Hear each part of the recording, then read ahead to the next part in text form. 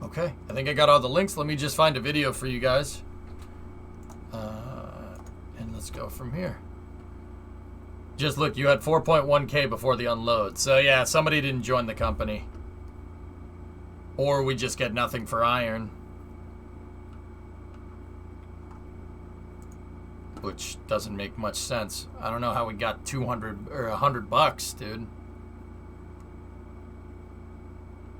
I think someone didn't join the company and they just didn't say. That's okay. No problem.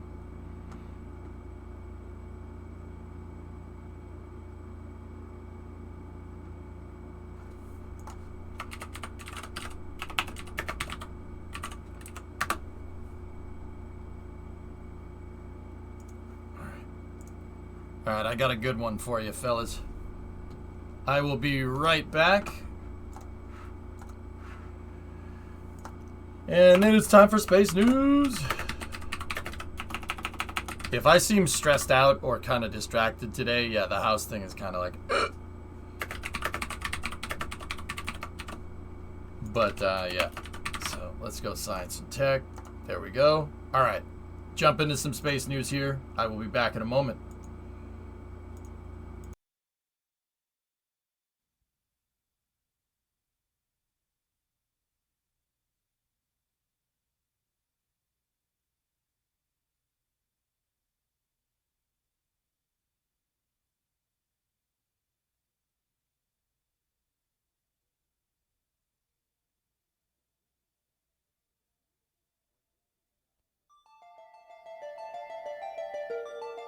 When ancient man looked to the heavens for guidance from the gods, he noticed star patterns and began to document their movement across the heavens. The ancients believed that the earth was flat, but around 350 BC, Aristotle proved that the earth was round. Later, about 150 AD, Ptolemy presented the geocentric theory, the belief that the earth is stationary at the center of the universe, with the sun, moon, stars, and planets revolving around it in complex orbits. In the 1500s, Nicholas Copernicus of Poland presented the heliocentric theory, the belief that the Earth revolves around the sun as it rotates on its axis. This aspect of astronomy evolved into an intricate study of planetary motion known as orbital mechanics. Today, orbital mechanics is applied to space flight and satellites that orbit the Earth or travel beyond our solar system.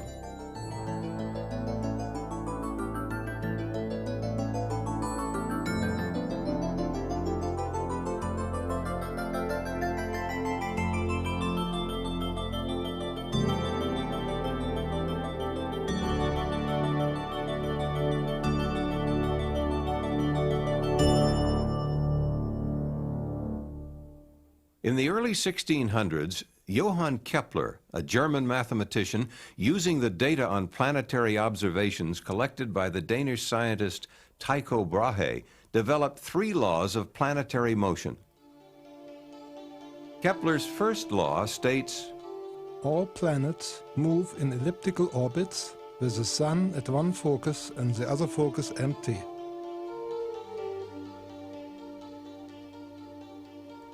applied to Earth satellites, the center of the Earth becomes one focus, with the other focus empty. For circular orbits, the 2 foci coincide.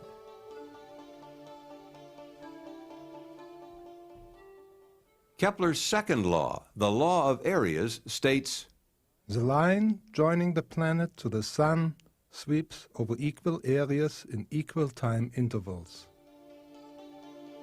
when a satellite orbits, the line joining it to the Earth sweeps over equal areas in equal periods of time. If areas 1, 2, and 3 are equal, times 1, 2, and 3 are also equal. Therefore, the speed of the satellite changes depending on its distance from the center of the Earth.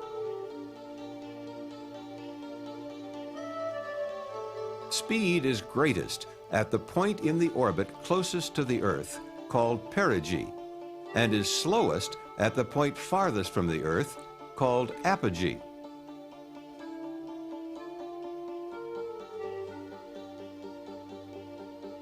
It is important to note that the orbit followed by a satellite is not dependent on its mass. A large, heavy satellite could be in the same orbit with a small, light one, each sweeping out equal areas in equal periods of time.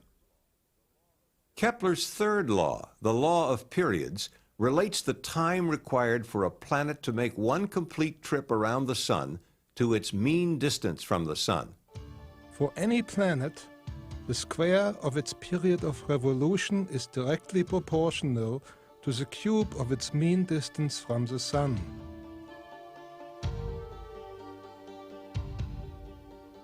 Applied to Earth satellites, Kepler's third law explains that the farther a satellite is from the Earth, the longer it will take to complete an orbit, the greater the distance it will travel to complete an orbit, and the slower its average speed will be.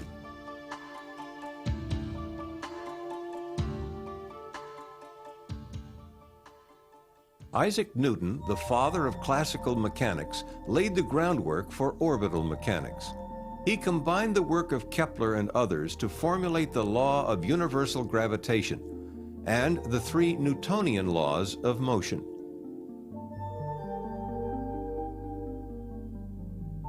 While Kepler's laws provided a conceptual model of orbital motion, Newton's laws provided the foundation for the mathematical description of orbits. They explain why a satellite stays in orbit.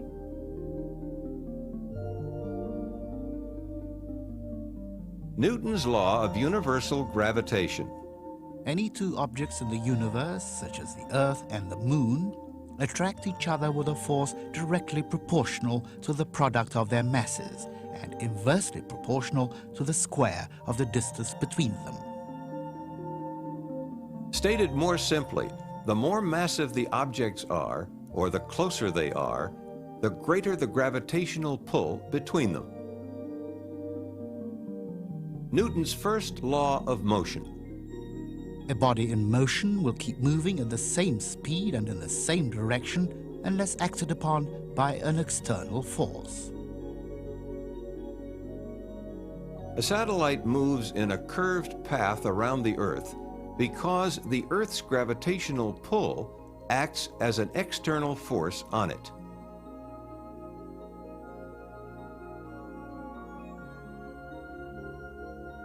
Newton's second law of motion.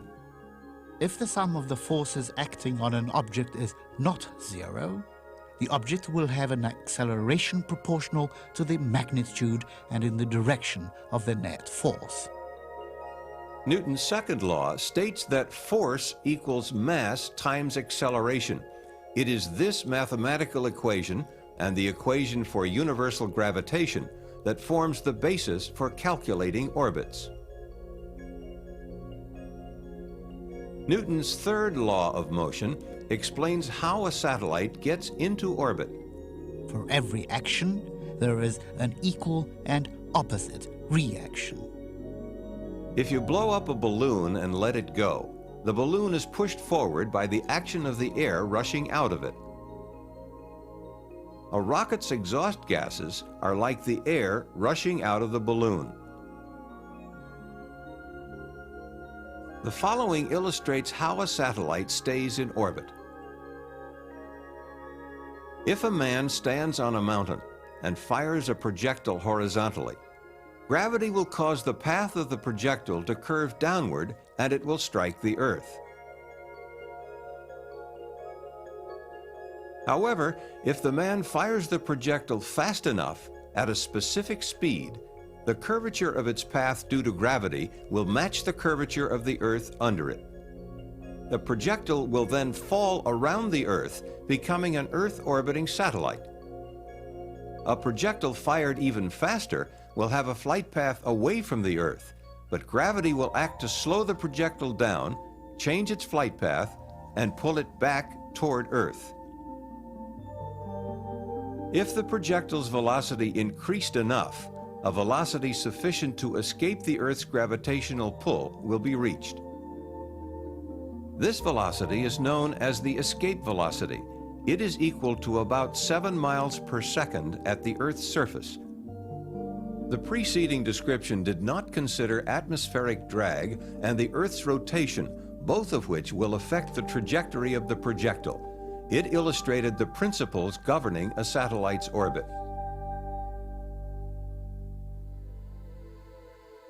There are 6 numbers called the orbital elements, which specify the size, shape, and orientation of an orbit in space, as well as the location of the spacecraft in the orbit.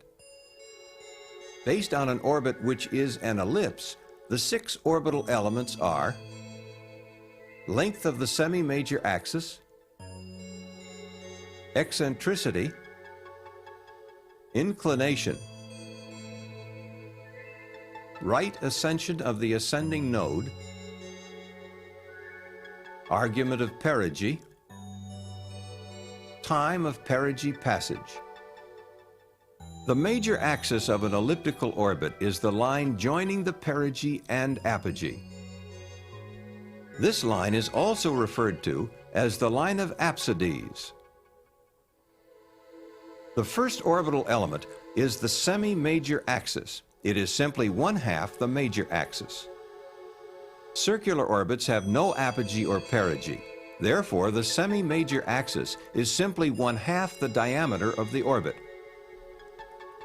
The semi-major axis is used to define the size of the orbit. From this, the orbital period, or time that it takes for the satellite to complete one orbit, can be calculated.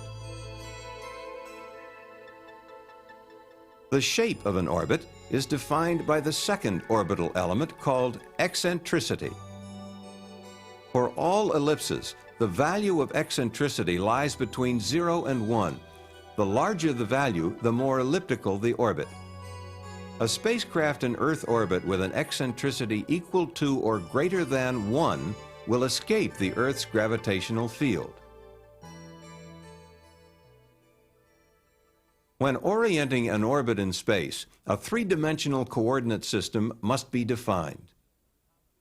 The coordinate system commonly used is the geocentric equatorial coordinate system, which has its origin at the Earth's center. This coordinate system is a non-rotating reference system in which a satellite's orbital plane tends to remain fixed relative to the stars while the Earth turns beneath it. The XY plane is the Earth's equatorial plane. The positive x-axis points to the vernal equinox. This is the point where the sun appears to cross the Earth's equator on its way north on the first day of spring each year. The z-axis is along the Earth's spin axis toward the North Pole. Nodes are points in a satellite's orbit which intersect the Earth's equatorial plane. The ascending node is the point at which the spacecraft crosses the equator going from south to north. The descending node is where the spacecraft crosses the equator going from north to south. The line joining the two nodes is called the line of nodes. The orientation of an orbit is determined by 3 orbital element angles. The right ascension of the ascending node is the angle between the x-axis and the ascending node. It is always measured eastward from the direction away from the vernal equinox in the Earth's equatorial plane.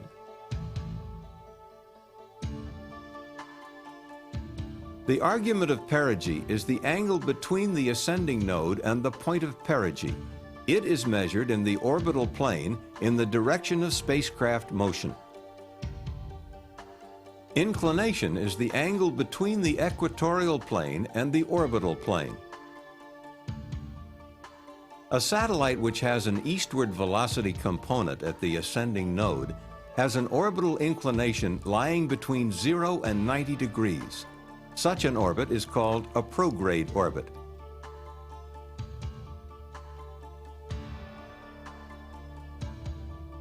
A satellite which moves due north at the ascending node is in a polar orbit. Polar orbits have an orbital inclination of exactly 90 degrees. A satellite with a westward velocity component at the ascending node is in a retrograde orbit and has an orbital inclination between 90 and 180 degrees.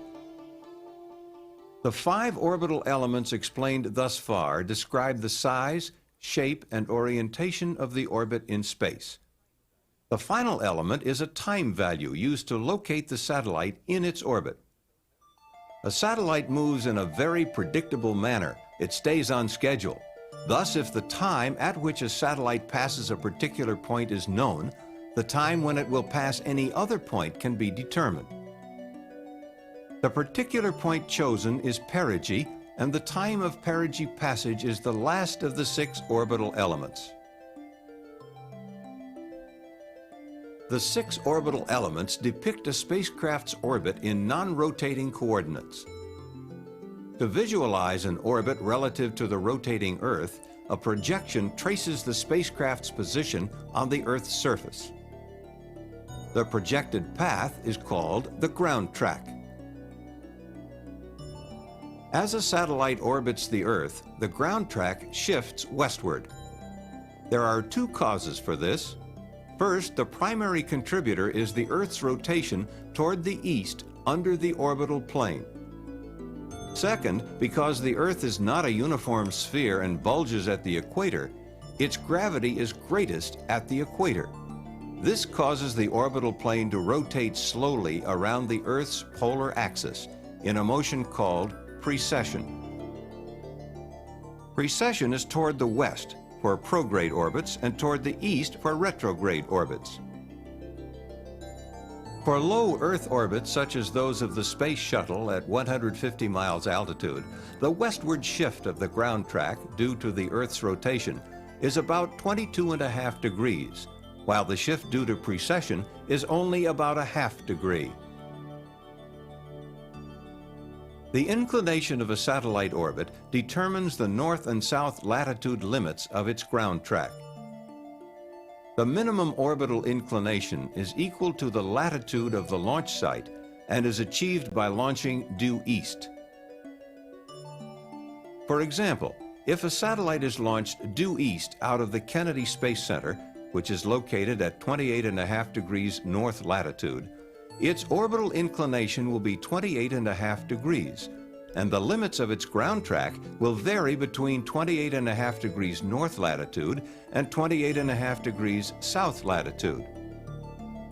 If launch azimuth or direction of flight at launch measured eastward from due north is increased from due east, the orbital inclination angle increases as well as the maximum latitude of the north-south ground track. Therefore, the latitude limits of the ground track equal the new launch inclination. Similarly, if launch azimuth is decreased from due east, orbital inclination once again increases as well as the latitude limits of the ground track. The maximum practical inclination from a Kennedy Space Center launch is 57 degrees. This limit is imposed for safety considerations in order to keep the spacecraft and its booster system from flying over land masses during the ascent phase. To obtain an orbit with an inclination greater than 57 degrees, the spacecraft is launched from Vandenberg Air Force Base in California. Vandenberg offers the opportunity for southerly launches with orbit inclinations between approximately 70 degrees prograde through 138 degrees retrograde.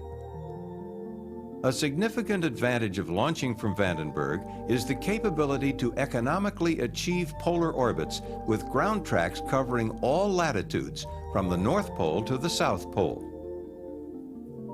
The Earth is constantly turning, and all points on its surface have an eastward velocity, with the greatest velocity occurring at the equator. The farther the launch site is from the equator, or as launch azimuth is increased or decreased from due east, less of the Earth's rotational velocity will be imparted to the launch vehicle. This requires more fuel to get into orbit, or payload weight will have to be decreased. Launches due east from a position on or near the equator, such as the Kourou launch site in French Guiana, used by the European Space Agency, acquire the advantage of a free velocity gain of about 1,500 feet per second. This compares to the approximate 1,300 feet per second gain available at the further north latitude of the Kennedy Space Center. Launching from an equatorial site offers a significant advantage in payload weight capability and minimizes the amount of fuel needed to achieve an equatorial orbit. Since many satellites operate in equatorial orbits, these are important considerations.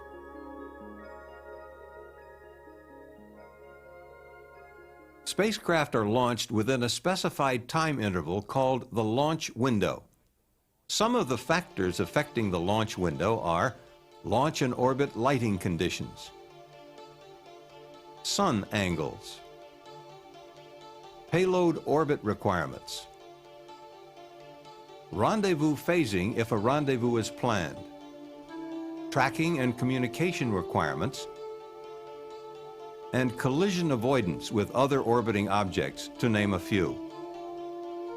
One of the factors defining the launch window for the space shuttle is launch lighting conditions, which can be illustrated by plotting time versus day of year. On this plot, we see daylight and darkness at the launch site. The longer daylight hours occur in the middle of the year, summertime. If daylight conditions are required for a convenient emergency landing site for the space shuttle, the launch window would now look like this. During the winter months, the available launch window for lighting conditions alone can be as little as 3 hours per day. When combined with the many other launch factors, the launch window becomes even more constrained. The choice of a particular launch vehicle for a mission depends upon the weight and size of the payload and the desired orbit. Expendable rockets used to place spacecraft in orbit usually consist of several stages that may incorporate both solid and liquid propellants for propulsion. When the fuel in each stage is depleted, the spent stage is jettisoned. Staging offers the advantage of discarding weight when it is no longer needed. The space shuttle is a two-stage system. At liftoff, the 2 solid rocket boosters and 3 space shuttle main engines are all producing thrust. After approximately 2 minutes of flight, at an altitude of 25 miles, the fuel in the solid rocket boosters is depleted and they are jettisoned. The 3 main engines, fueled by liquid oxygen and liquid hydrogen carried in the external tank, continue to burn for several minutes until the shuttle reaches its cutoff velocity. At this time, the main engines are shut down and the external tank is jettisoned. 2 additional burns using the orbiter's maneuvering system referred to as ohms are required to place the orbiter in its final orbit. The ohms 1 burn occurs about 2 minutes after main engine shutdown and establishes the orbital apogee point. The ohms 2 burn takes place approximately 30 minutes later and circularizes the orbit. Once satellites are launched and put into orbit, it is often necessary to change the orbit with an on-orbit burn. The common term used in describing on-orbit burns or engine firings is delta V. Delta V is the incremental change in spacecraft velocity measured in feet per second resulting from the burn. The amount of fuel used during a burn depends on the desired delta V change and the mass of the spacecraft. Because the amount of fuel carried is limited, fuel consumption is one of the primary considerations in spacecraft mission planning and is critical to orbit lifetime. On orbit, a spacecraft can thrust in any direction. Burns along the flight path, forward and backward, are the most common. A unique feature of any orbital burn is that if no other burns occur, the spacecraft will later always pass again through the point of burn. Forward burns increase the spacecraft's velocity and are known as posigrade burns.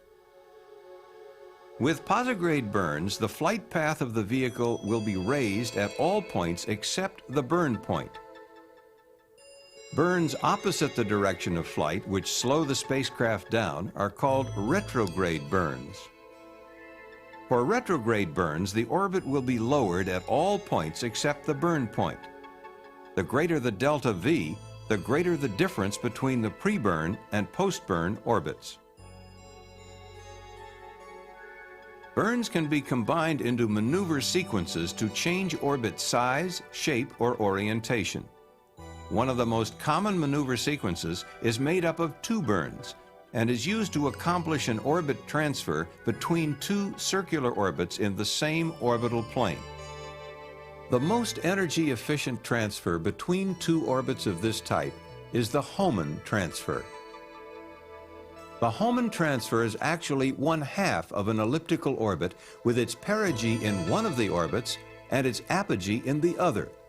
The burns occur at the perigee and apogee of the transfer orbit. The use of the Hohmann transfer minimizes the delta V required, thus having the advantage of using minimum fuel.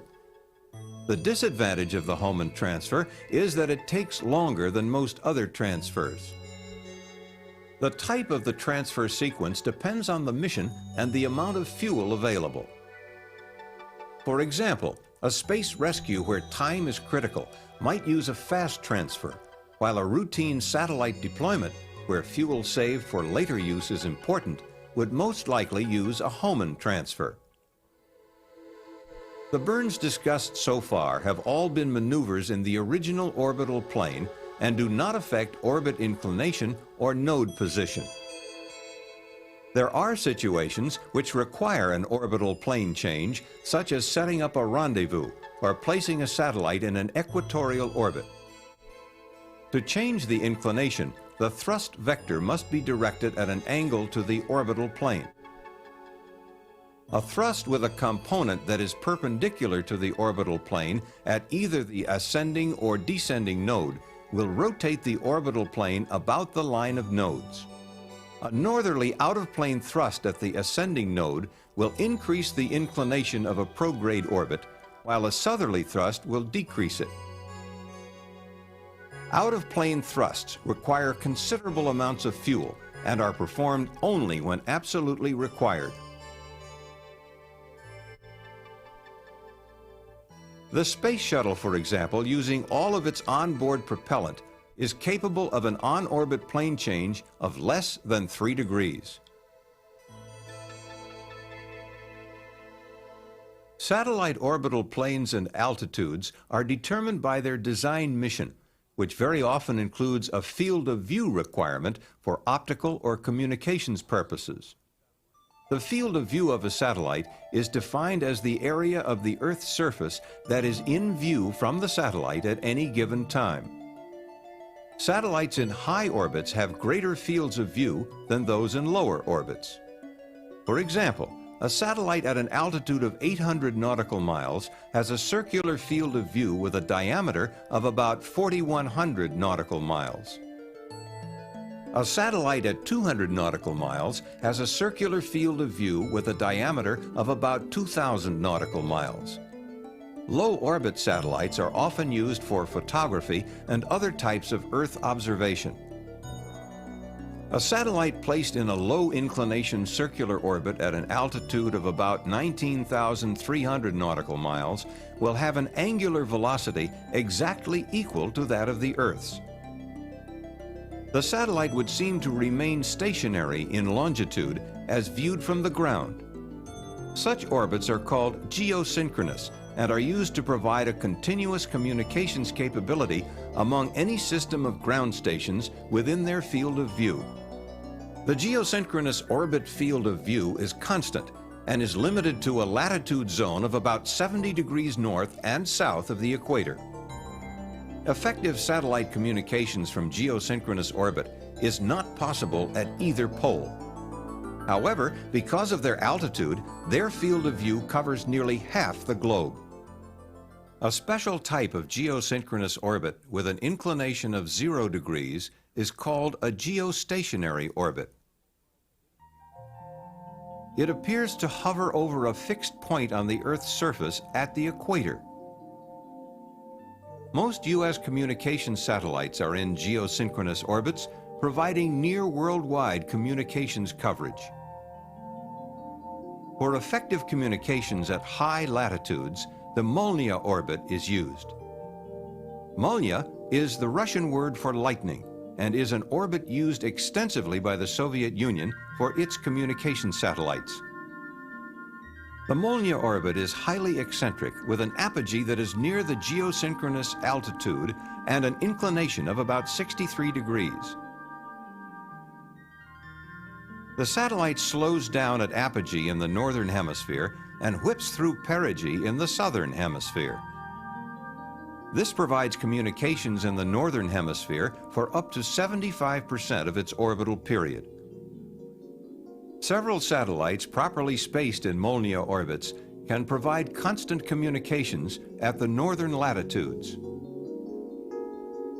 Navigation satellites, such as the U.S. Navy's Transit System and the Joint Service Navstar GPS Global Positioning System, use lower orbits so that a user can receive signals from more than one satellite at any time.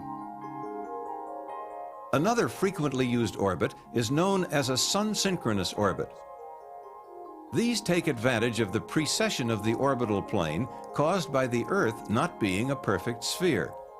All sun-synchronous orbits are highly inclined retrograde orbits which precess eastward around the Earth's polar axis at the rate of 1 revolution per year.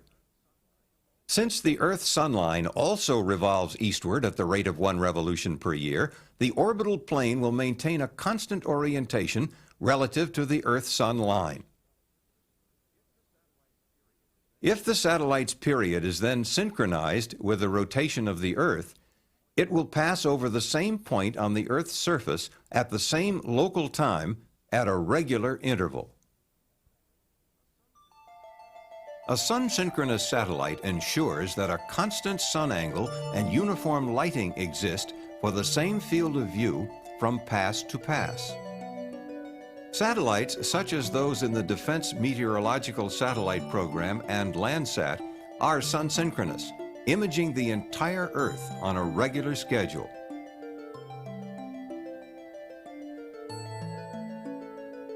The gravitational attraction of the Earth on a spacecraft causes it to move in its orbit around the Earth. There are other, much smaller forces which will cause a spacecraft to deviate from its desired orbit. These forces cause what are known as orbital perturbations. Orbital precession, which is used to obtain sun-synchronous orbits, results from the perturbing effects of the Earth's non-spherical shape.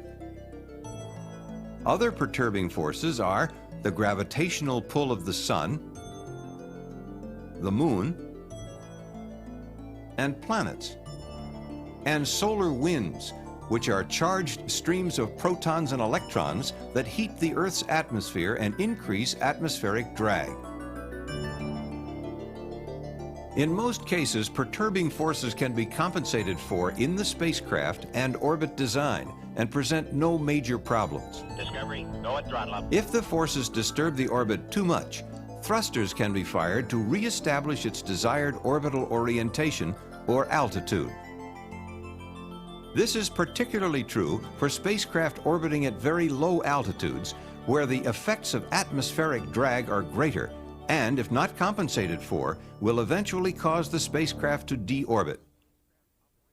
A spacecraft's operational lifetime is frequently limited only by the... All right, hold on. I don't usually like to interject in these videos, but I just want to point out that there's a guy wrangling that satellite. Yeah, and that's real. That's real. That actually happened. Note the astronaut there on the side that's trying to wrangle that damn satellite. I'm just putting it out there. All right? Would you go on an untethered EVA with a jetpack with the MMU and try to wrangle a damn satellite? That's what NASA was doing in the 80s. That's ballsy, man. That is ballsy. A man maneuvering unit, I'll desert. Yeah, the MMU. I don't know, Grab Shark. Yeah, that's George Nelson. I've met him before. Shook that guy's hand. Not compensated Pretty dope. for, will eventually cause the spacecraft to deorbit. Yeah, grabbed it while rotating, dude. That's some Command spacecraft's Tar operational stuff, man. lifetime is frequently In limited real life, though. only by the amount of fuel available to maintain its desired orbit. When its useful life is complete, a satellite is left in orbit or is deorbited, burning up when re-entering the Earth's atmosphere. When the space shuttle completes its orbital mission, it executes a precise retrograde burn to initiate its controlled return to Earth. This burn occurs nearly halfway around the Earth from the landing site. The new orbit established by the retrograde burn causes the orbiter to enter the Earth's atmosphere about 4,000 miles from the landing site. During the period the orbiter descends from its orbital altitude to atmospheric re-entry, its attitude is maintained by the use of reaction control jets located in the nose and tail of the orbiter. Once the orbiter enters the Earth's atmosphere, its wing and tail aerosurfaces begin to become effective and gradually replace the jets for attitude control. As the orbiter nears the landing field, it maneuvers to a long, straight-in approach at an angle of 17 to 19 degrees. Nearing the runway, it executes a flare maneuver to reduce its sink rate and glides to a touchdown at approximately 230 miles per hour. As the orbiter rolls to a stop, our journey into the world of orbital mechanics comes to an end for now. This is only the basics of orbital mechanics, an intricate study of planetary and satellite motion. The next time you see a launch, you will see it from a different, somewhat knowledgeable perspective. You will understand the fundamentals of spaceflight.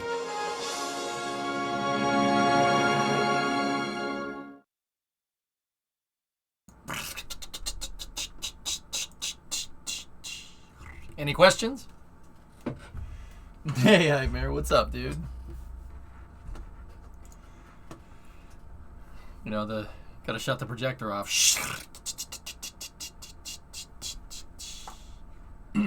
Love that video. Video's the best. All right, let me start compiling space news links. There's a lot because I didn't really do space news yesterday.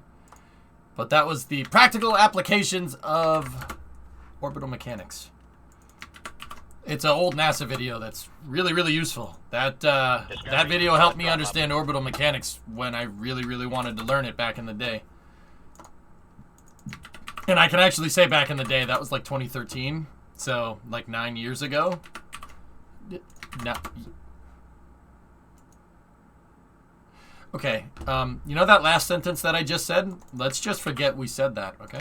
No. Pass this part. In fact, never play this part again. No. Light speed is too slow. Light speed too slow? No, we're gonna have to go right to ludicrous speed. Ship's never gone that fast, sir. I don't know if it can take it. What's the matter, Colonel Sanders? Chicken? Propel ship for ludicrous speed.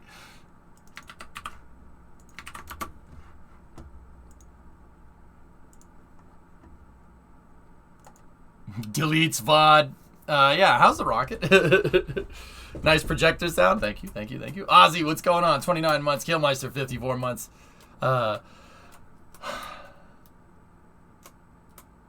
Okay.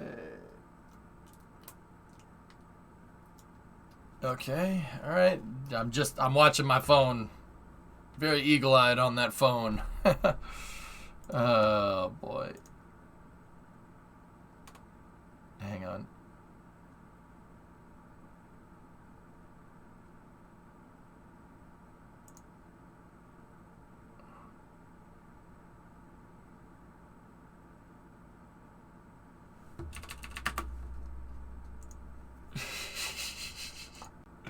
Okay. TLDR on the house thing yesterday. Oh yeah, house status. A lot has happened. Let me just move this news around. So, okay. Capstone can go over there. Orbex stuff. We can start with that. That's fine. Got a couple of videos in here. Okay. Hell Hydra, it's not great, not terrible. So, okay. So I didn't do Space News yesterday because I went house hunting. I did find something. One of the houses that we toured yesterday was something that I'm looking for, something that Bree's looking for. We both like the house. So I looked at Defenders and I found this one and I love it. Yeah, 35 large though, but that thing is sick, dude. Yes. Oh, you just wait. You think you're stressed now? Imagine how stressed you'll be if they say yes. Mortgage. The mortgage wouldn't be that much more than the rent that we're paying right now, dude, so. So this house has an attached garage that we looked at. I'm not going to give much details, guys, so forgive me for being vague. Let me just say there's an attached garage on the side of the house. But the garage itself was an addition. It's an industrial garage. So what was added is a steel building, the concrete foundation, 15-foot ceilings.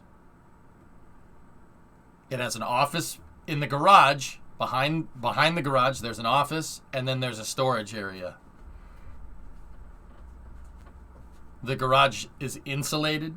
It has electricity, 50 amp service out to it, and it has water. So the rest of the house is dope. Yeah, the rest of the house is really nice. The guy operates his business out of there. At least that's what I think. Guy's a plumber. At least he had a plumbing van out in his front yard, and the garage is full of plumbing stuff. So like pipe wrenches and stuff. So we toured it yesterday. It's what I'm looking for. It's far away. It's out past 495. It's way out there. But who cares? There's a good enough internet connection. We already checked. Yeah, Zeke, well, that would be the idea. Does it have a lift? There's no lift in it. Be careful, I have a very good talent to find addresses with very little information. That's a little weird, but all right.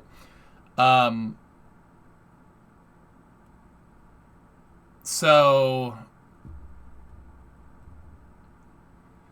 I hope so, Ga. So we toured it yesterday, and we liked it so much that yesterday we put in an offer. Today we got something back from them, from the seller, or the realtor, the realtor that's representing the seller, saying, we see your offer, but we also have 2 other offers on the table. That means sweeten the pot a little bit. From at least that's what my realtor was telling me. That means sweeten the pot. So we increased our offer by about 15, and that's where I'm at.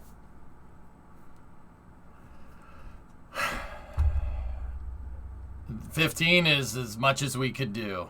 If I really wanted it, I would have increased it by 50, but I don't have 50. We can't afford that. Sure, Leglander. Yep. So now that means you're in an auction. Yep. Only raise once. That's it, J-Man. Yep. No, I can't raise anymore. Plus 15 was all I could do, and I'm not going to say the price, because then, yeah, I'm not going to say how much it was, but we increased it by 15. Thanks, Dougie.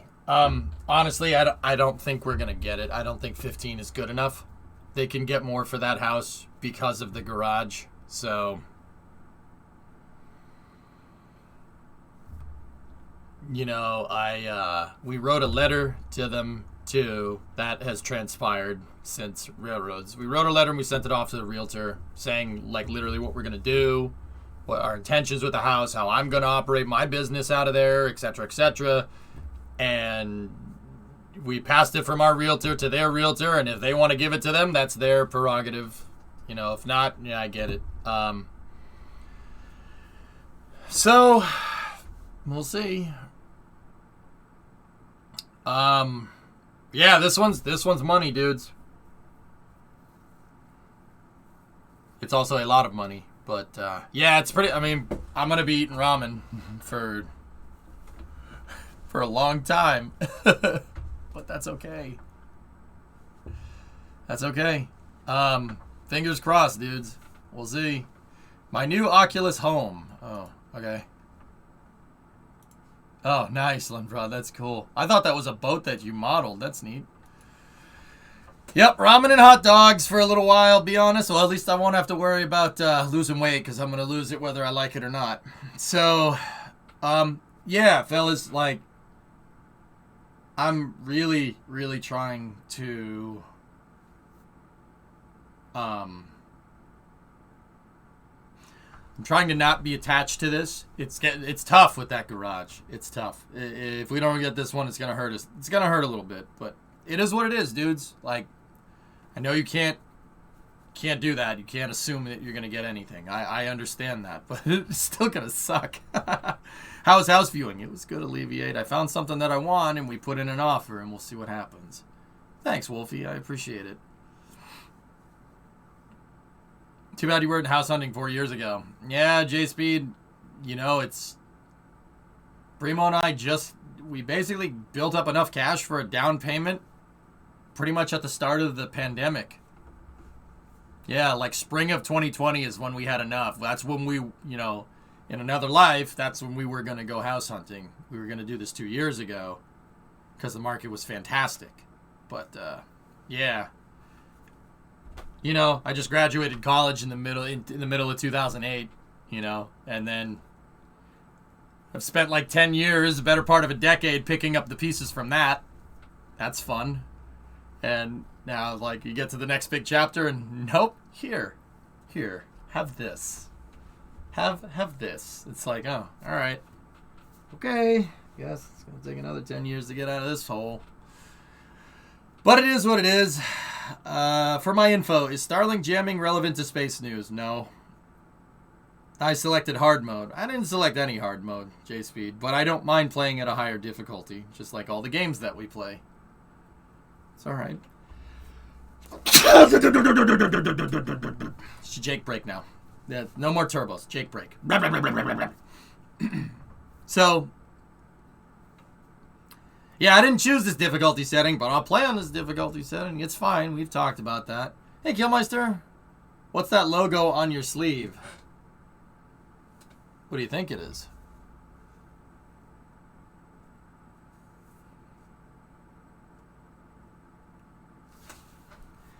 So, yeah.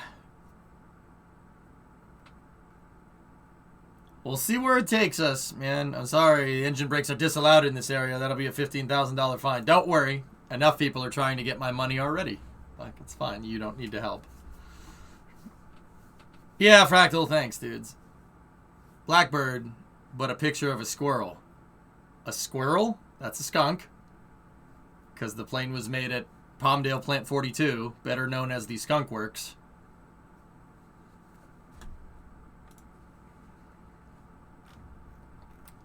So, Sip. You knew better than that, man. Damn. So, we'll see where it takes us. Once again, fellas, if, you know, we went in and they're like, oh, we have other offers. That's not good. That's not a good thing. I don't think 15 grand is going to sweeten the pot enough. I wrote a letter. We'll see what happens. See if it gets to them.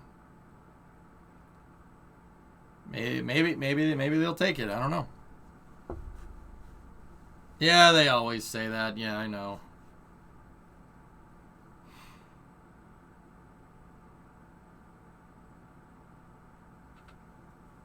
Yeah, Foz, you're generally not supposed to, but our realtor said do it, so I did it. I wrote him a letter saying like, you know, the guys, they have to move under other circumstances. The guy, I don't want to get into the details because reasons, but so first of all, I can't stress enough to get yourself a good realtor if you're ever doing this. My realtor's cool. Like our realtor's a beast. He went and talked to the dude. He went and talked to the seller.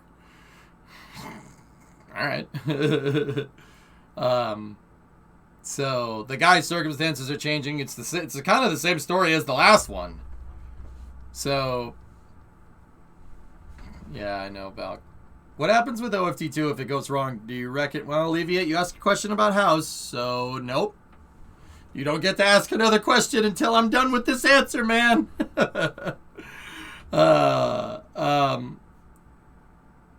I don't know what I was saying. Oh yeah. So the guy's circumstances are changing. So I wrote basically like,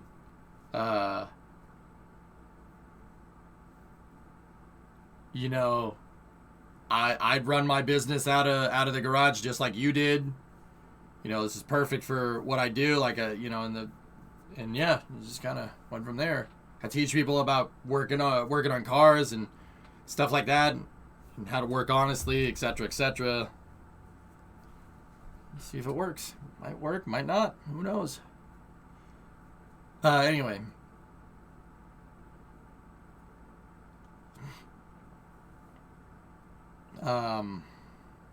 Actually, they can't say what, Staples. Anyway, leave it. What happens with OFT2 if it goes wrong? Do you reckon OFT3 would do you reckon will happen with OFT3? Yeah, they'll launch a third one, but it really depends. Depends on how good or how bad it goes. There's varying levels of failure in spaceflight. NASA will not pull the plug. They won't do that. And if they do, Boeing won't. Okay, revised offer has been submitted. There we go.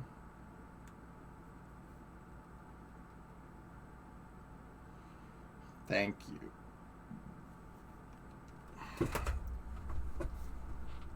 They can't say we have multiple offers. They can't say we have multiple offers if they don't. Realtor can lose license. Oh, okay. Well, that's good. They probably do, Staples, to be honest. Good luck on it. Thanks. Good thing to add that note to him. Connecting with the seller and what he does always helps. Yeah, no, the guy seems like a good dude from what I can tell. Like, will you stream the Event Horizon Telescope team's results tomorrow? The Event Horizon Telescope team's results tomorrow? I'm not familiar. Okay. Link to the OFT2 FRR teleconference. Yeah. We gotta do that. What's this?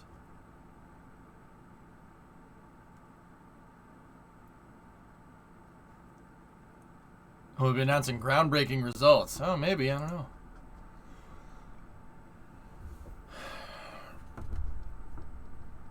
Yeah, fool. That's basically what's going on.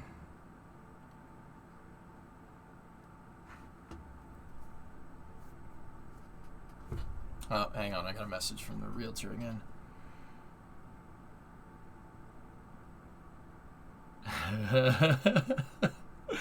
My realtor is familiar with what I do, and he goes, I have visions of a podcast with you driving cars up to your garage and streaming in there. And I'm like, oh.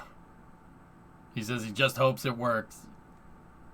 Yeah, me too, man. Go at throttle up. Okay. Hey, Foz. This 9th subpayment for, say, 6 feet of Cat 5e when you network up the house. Yep. Podcast. Yeah. Are you about to see an acceptance smile? No. Look, if we don't get it, we don't get it, dudes.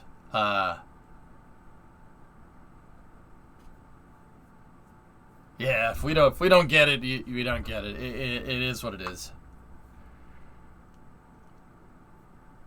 It would be nice though. It would be nice. You think you'll hear back over the stream? Yeah, most likely I'll have an answer by the end of the stream. So there is a fingers crossed emote. If you don't get it, nothing changes. That's right, Imperator. Yeah, yep.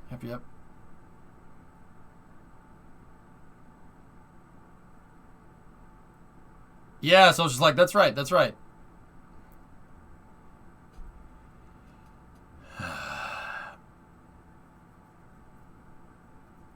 how I approach my job interview. Yeah, Imperator. Yeah, Hell Hydra. Move to Detroit, buy a house for $5. Yep. We'll see, boys and girls, we will see. All right. Hell Hydra, can you hit me with the OF2 FRR link again? We can watch that. There's a flight readiness review press conference for the Starliner flight, which is at the end of next week. Actually, it's about a week out. I would like to go into that, and we can do the fun see if EJ can answer the press questions correctly game again. Hey, Urbanas, 5-month resub. Thank you. I appreciate it. Just posted for after. Oh, nice. We got a Cape update from NASA spaceflight. Good luck on the house either way. Thanks, Urbanus. Yeah. All right, so. Yeah, I suspect the questions will be a mess after the recent news. I guess. Anyway, let's get a couple of things in here before they start. So there's an new Orbex video out here. Let's see what's up here. That all began in 2016. Great, if you can't eat your meat. When we started building a new space rocket to take small satellites You can't have any payloads. It's now Right, 2022, and it's time to introduce Orbex Prime.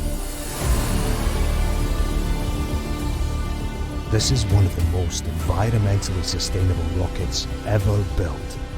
And right now, it's sitting on a launch pad in Scotland.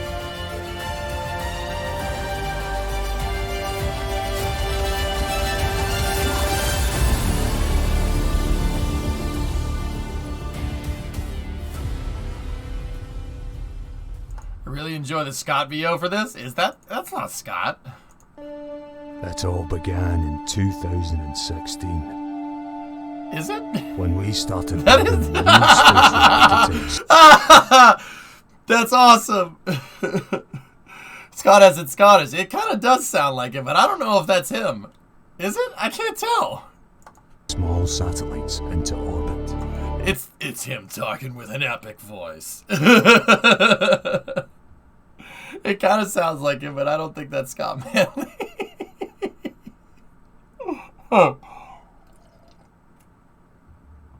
Remember, you can't launch into space unless you eat your meat. Syrian, what's up, man? 86-month resub. Thanks, dude. They should have gotten Scott. Yeah, that would have been awesome. It's Manley Scott, not Scott Manley. That's right. Right. Well, that's cool. Orbex is going to launch out of Scotland. I don't know what gave that away. So it looks like they got a prototype up and running, which is actually pretty cool. Pretty neat. Let's see. So another update that we can do real quick is that the Capstone mission, which is a small satellite that will launch out to figure out the correct orbit for Gateway, that is launching on Rocket Lab's Electron rocket, got pushed out to the 31st, so it's 3 weeks out, pretty much. So that's gonna that kind of sucks, but it's all right. The launch window extends to the 22nd, which is good. That's good. So Capstone got pushed a little bit. That Starlink launch that was supposed to be yesterday, that while I'm here, that also got pushed till tomorrow. Let's actually see what time that is. Oh, 6:30. Excellent. So it's about 24 hours, 25 hours out. Syrian, I'm damn excited. My buddy that got me into 3D printing got me a diamond tip nozzle for your birthday. Ooh, very nice. Okay.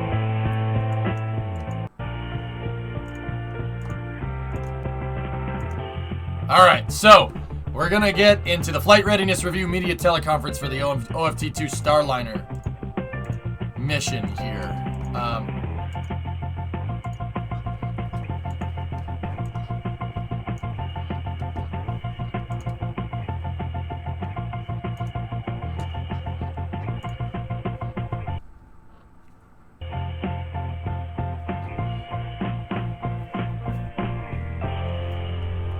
Play my song. Play my song. Play it.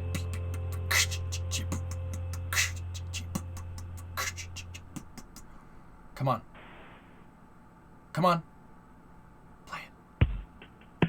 Yes. Yes.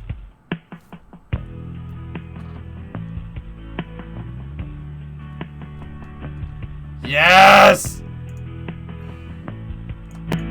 There it is.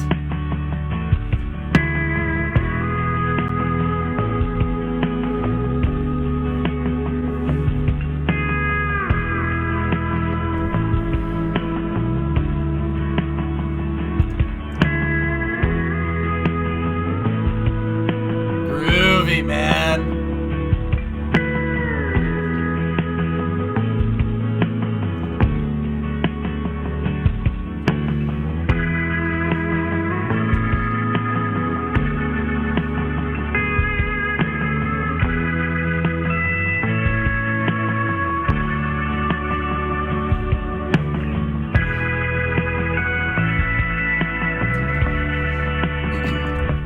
Call is important to us. Please stay on the line. All of our operators are currently unavailable. We know that spaceflight is important to you.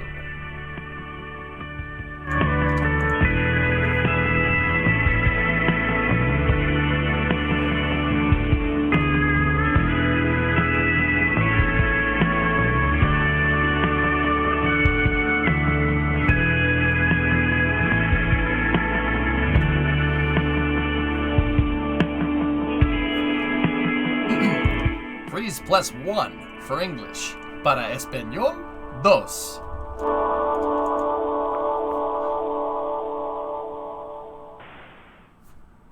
Play it again. Play it again. Welcome and thank you for standing by. At You're this welcome. time, all participants are in a listen-only mode until the question and answer session of today's conference. At that time, you may press star 1 on your phone to ask a question. I would like to inform Audio all okay, parties dudes? that today's conference is being recorded. If you have any objections, you may disconnect at this time. I would now like to turn the conference over to Miss Brittany Thorpe. Thank you. You may begin. Okay. Thank you. Good afternoon, and thank you for joining us for today's media teleconference from NASA Kennedy Space Center in Florida.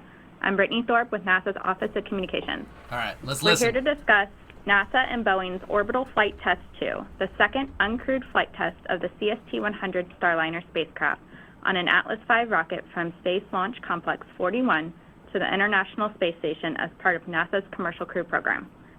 Teams from NASA and Boeing just completed the flight readiness review for the mission, and senior representatives here to talk more about this important review are Catherine Leaders, Associate Administrator, NASA Space Operations Mission Directorate, Steve Stitch, Manager, NASA's Commercial Crew Program, Joel Montalbano, Manager, NASA's International Space Station Program, Emily Nelson, Acting Chief Flight Director, NASA's Flight Operations Directorate, and Mark Nappy, Vice President and Program Manager, Boeing Commercial Crew Program. We will, LTO, yeah. After brief opening comments from our speakers, we will take your questions. We'll begin with remarks from Kathy.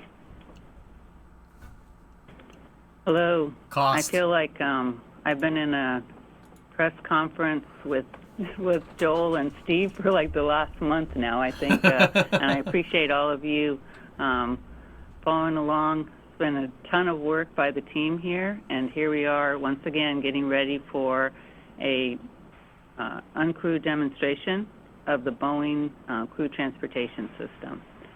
You know, this was a flight test readiness review, but we all are looking forward to the crew transportation demonstration that will be happening next. And the meeting today kicked off with Butch and Mike once again making sure we have the right focus, because the point of this demonstration is to make sure that we're buying down risk and thoroughly testing out the system before we go put crew on the next vehicle.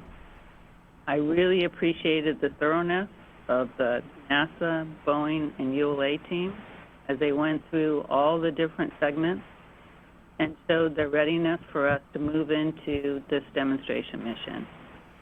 You know, this is a really critical time for us as we're heading into this and getting ready to once again fly. We've learned a lot from the initial flight of the demonstration and then getting ready in the campaign up to the attempt last summer. But now the team has really worked through all that they've learned so far and is ready to go, and the team and the review today all said go for us moving forward.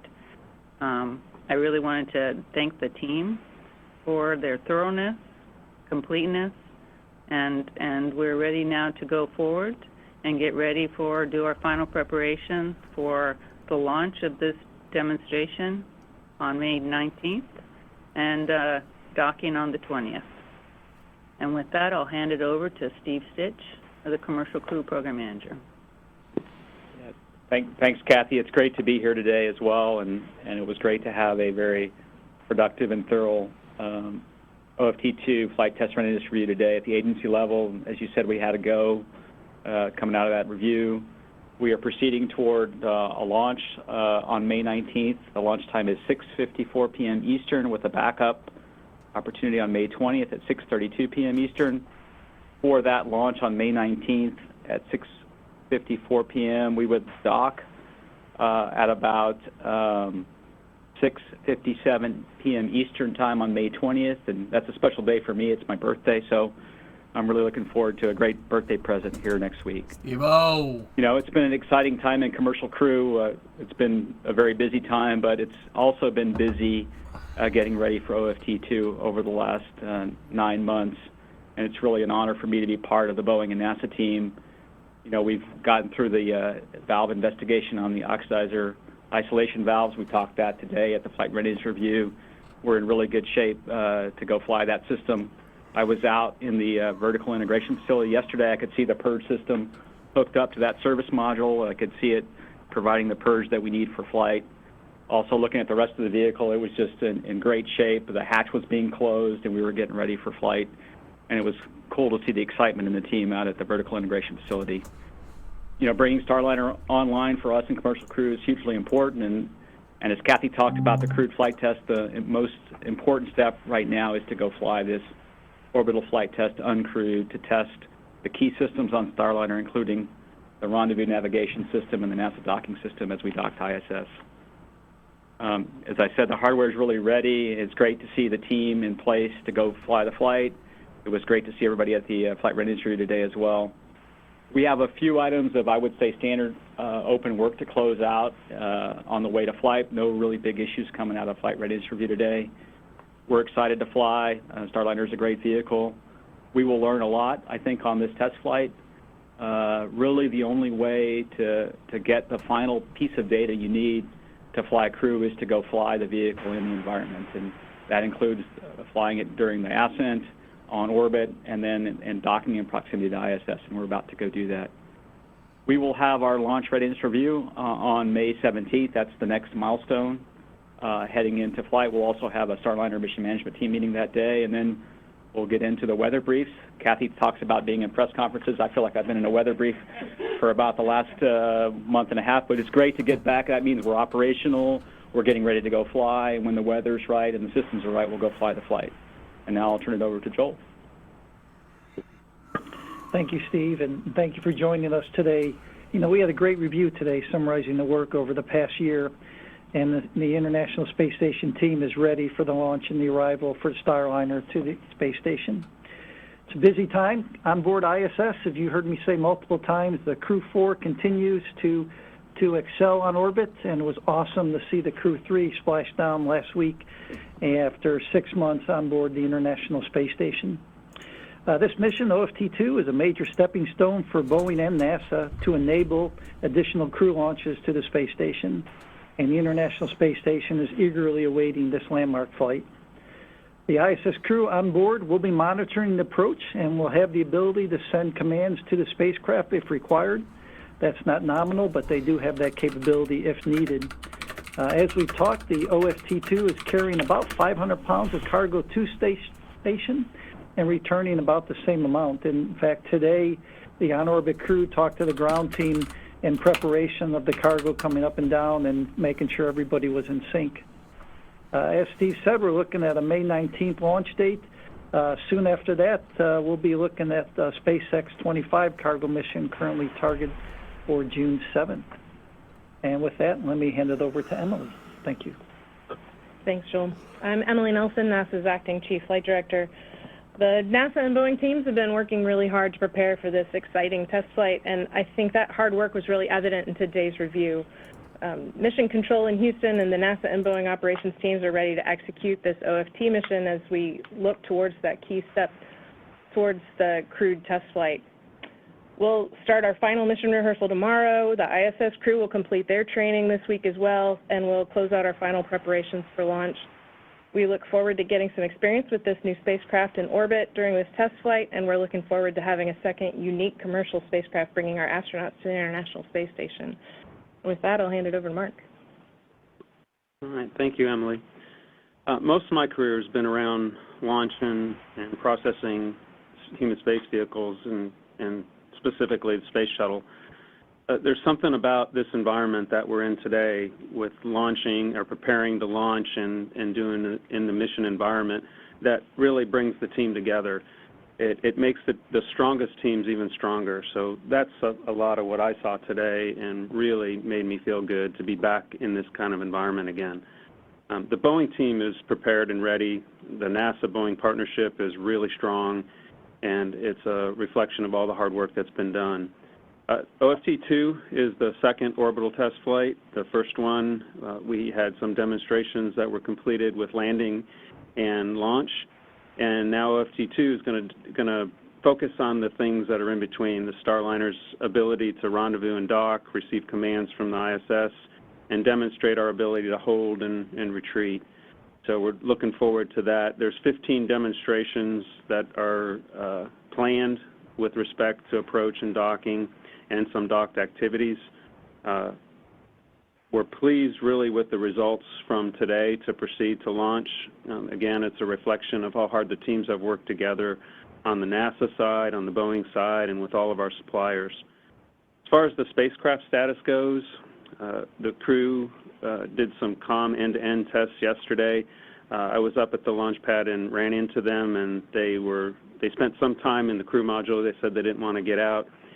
And they're just so complimentary of the way the vehicle looks. So they're very excited about this as well. Today we closed the crew module hatch to roll past the leak checks, and we're on track for the 18th roll to the pad and the 19th launch. One additional note: we have cycled the aux valves 4 times so far. Got a couple more cycles planned, and they're working really well. So with that, I'll turn it back over to Brittany. Thank you all. We will now begin the question and answer portion. Please remember to stick to one question and identify whom it is directed. Okay, here we go. Here we go. Let's get in here.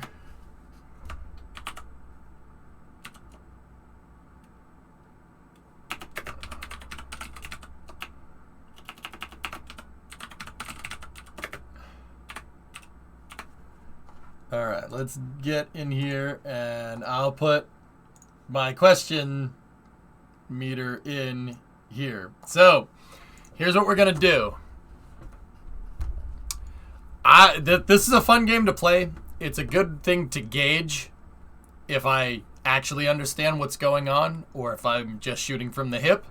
More often than not, I get a good deal of these right. But I like to answer the press's questions before NASA does, and then we compare my answers to theirs to see if I'm right. Just got back. Have they asked about the incident? Nothing. Just an incident. So, here we go. Question number uno. If we have time, we'll allow reporters to ask a second question. Here we You go. can enter *1 on your phone to be entered into the queue at any time, and you can enter *2 if you'd like to be removed from the queue. Sir, can I talk to you for a minute, please, sir? I can't talk to the radar, sir. I can't talk to the radar, sir. What's wrong with it? I'm having trouble with the radar, sir. Shortly after we conclude, you can listen to a replay of this teleconference online. We'll begin with our first question from Bill Harwood, CBS News. Hi, Bill Harwood. Thanks for doing this. Thank you very much. Well, Bill's I'm cool. going to ignore valves and all of that for now and look ahead to rendezvous, and would like to ask Emily, could you talk a little bit about how the Starliner rendezvous is different from what we're used to with SpaceX? Mark mentioned all the demonstrations that are planned during rendezvous. Can you maybe highlight a couple of those and give us a sense of what you guys are looking for in this rendezvous? Thank you. Ooh. You know, hey, Zay, look at that. Look at that thing. Yeah, no, Bill always asks good questions, Scary. That's Bill Harwood from CBS News. He's good, man. He's old school. He's an old school reporter. He usually asks very good questions. Good questions that you can write a good story about and that you actually learn something. Seriously, CBS News, you know, everybody likes to dump on legacy media all the freaking time. He's actually really, really good. Yeah, just if you need some space news, you see something from CBS that's by Bill Harwood, you know it's good. I will tell you that right now. So, in terms of docking, if I had to guess, this docking is probably going to be similar to the demo Flight 1 from SpaceX that was in 2017?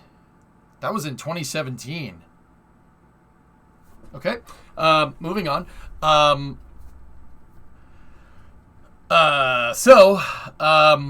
It's going to be similar to that. Starliner will probably approach the space station in a differential eccentric orbit and get aligned with the station's V-bar. It'll probably go out in front of the station, and the capsule will hold there for a second and then proceed with automatic docking. There is nobody aboard. If there was people aboard, they would probably do similar to what DM2 did, which is where they did a manual test of the capsule to see if they could fly it. But Starliner should basically align with the station's V-bar, which the plain English way of saying that is fly in formation out in front of the space station, and then it will move into dock. But I would assume it's probably like DM2, but I'll bet you that Emily is not going to say that. So DM1 was in 2019. Oh, thank God. Oh, thank God. I mean, 2019 is not as bad. Okay, that's not as bad. March 2nd. Okay, that's not as bad. All right, cool. Anyway, let's go. Absolutely. So it's well, the first thing I would note is that this being a test flight, we've got to demonstrate all of the new technologies that Boeing has put into their spacecraft and confirm that they all work as expected. And so most of those demonstrations are tied to first establishing one sensor that can be trusted and then comparing the next sensor to that first sensor and so on through the rendezvous period. So one of the most important and really kind of the coolest sensor that they've got on their spacecraft is called Vesta, and it basically looks for the silhouette of the space station, and once we can confirm that it's seeing the space station correctly, it's identifying where it ought to go, and the space station's fairly large. We'd like for it to arrive at the correct port. Once we can identify it's going to the right place, we'll do a couple of demonstrations once we get close in where the spacecraft will stop to demonstrate that if we tell it to stop, it will in fact stop. It'll automatically retreat some to demonstrate that we have that retreat capability. And then we'll press into the final rendezvous and docking. Half credit. Half credit for your boy. It's just about demonstrating all of this new technology Half credit. to make sure that we have a good sense of performance, that we characterize how all of that's going to work before we finally complete this mission. Nay? Hey, I said that the capsule would go up and align with the station's V-bar, stop, and then dock. Hold on a second. I said that. Give me partial credit for that. Damn. 25 credit? Ah. Half points. Half points. Half points, damn it. All right, fine. 0.25? Okay.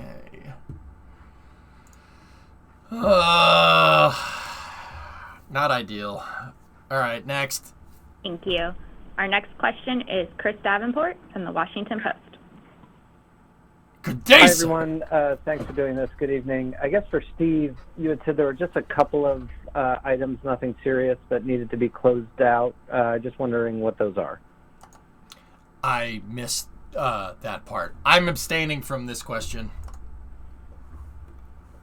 Yeah, there's just a few items. I would characterize them as final landing site readiness for a couple of the landing sites that need to be closed out. And then we track, like on the NASA side, for example, we do various inspections at various points in the flow to look at the hardware. Some of those items need to be closed out. Those are standard open work. There was really nothing that was a big item that we're tracking as we move forward toward launch. So it was a very clean review compared to many that I participated in. But Hell Hydra, there's no way I can answer that question.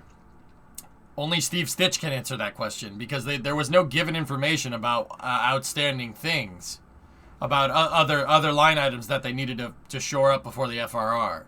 There's no way I could answer that question. That's why I abstained from it.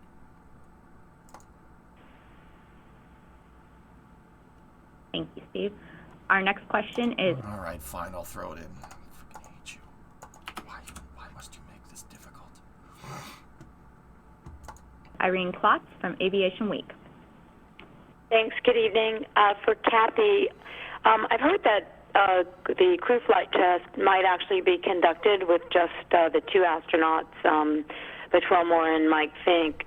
Is that correct? And what would be the trade-offs in having two or adding a third person to that crew? Okay, I'll throw my hat into the ring on this one. I actually hadn't heard that there was going to be two, ever. I've never heard that. But I will say, if you want partial credit, this is how it must be done. All right, that's fair. All right, okay. If I take partial credit, I can't abstain from questions. I like that rule. That's good. I like this game. All right, so I haven't heard of them ever wanting to fly two crew. I've never heard that, and I keep pretty damn good track of this stuff. I've never heard it from anyone.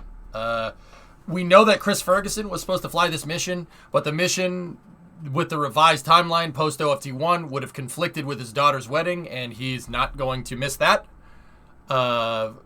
Not even for space. I respect that. I tip my cap to the man. Barry Wilmore is the gentleman, another NASA astronaut. Butch Wilmore, he's cool dude. He replaced him. And I'm pretty sure it was Nicole Mann, Mike Fink, and Barry Wilmore on the CFT-1 flight, crew flight test, which, I mean, that's going to happen pending the results of this OFT-2 test. They got to make sure it's safe, and then they got to verify the data. But if I had to guess, if they were going to two astronauts, the reason why they would do it is because of ISS rotations. Yeah. To make sure that they have the right amount of crew up there for the right amount of time. But I will say that I've never heard anybody say that they're going to fly two people on it. The only crew assigned to CFT are Barry Wilmore and Mike Fink. Nicole Mann was reassigned to SpaceX Crew 5.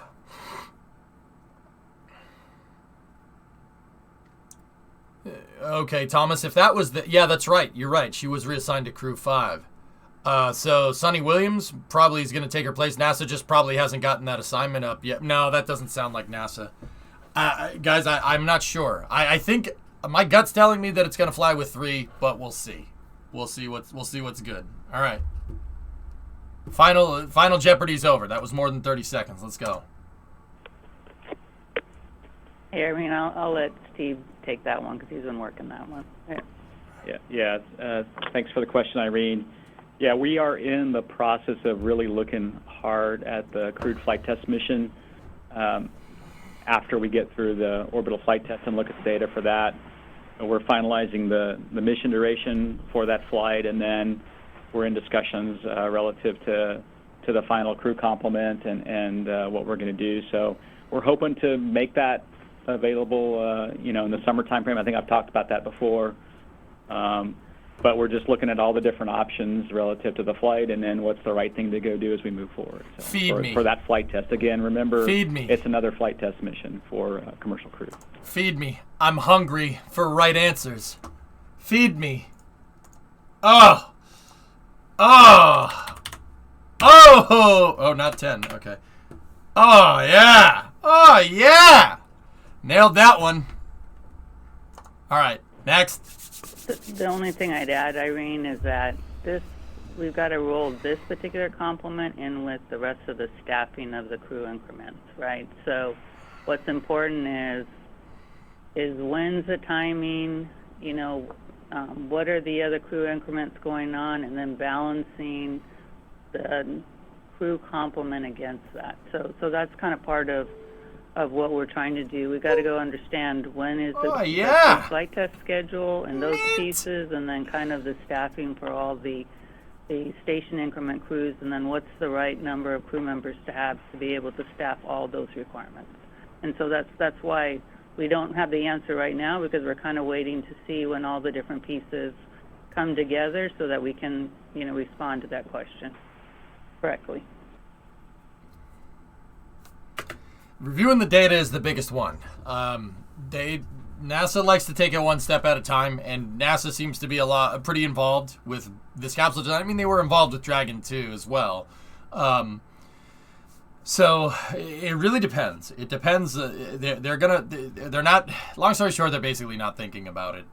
You got to get this thing working before you can start figuring out who's gonna fly on it. Don't count your chickens before they hatch, right? It's literally that. Why is it 1.25?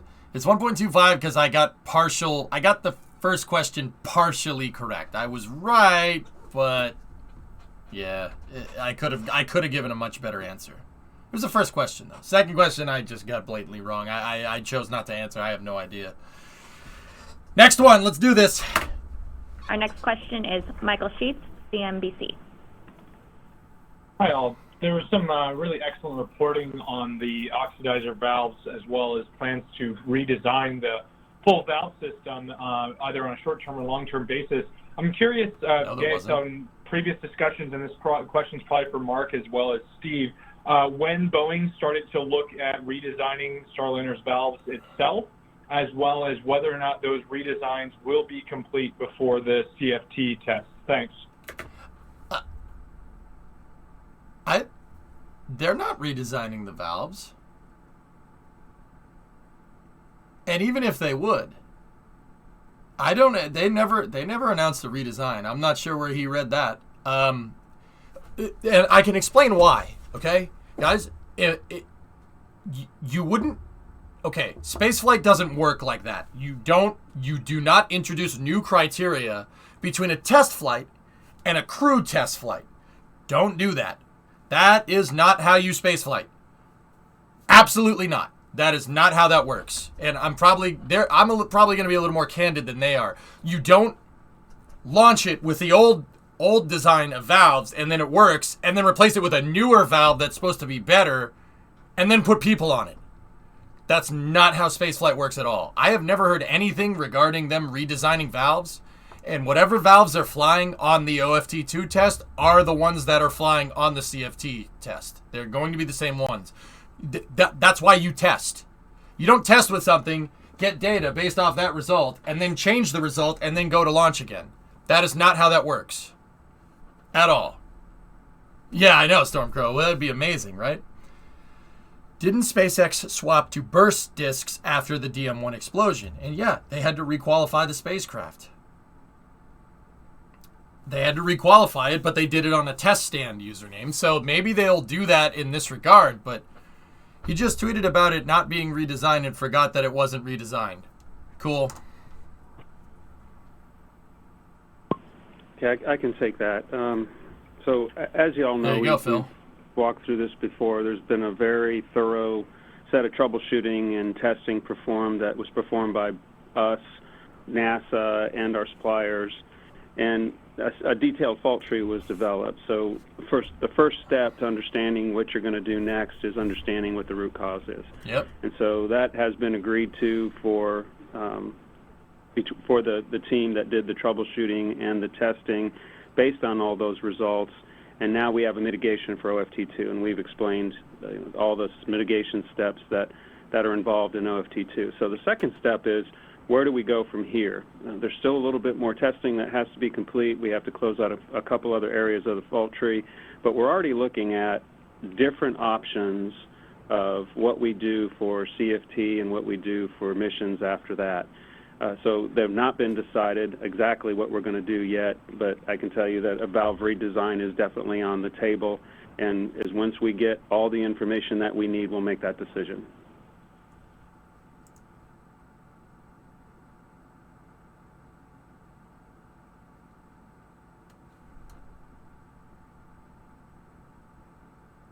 Huh.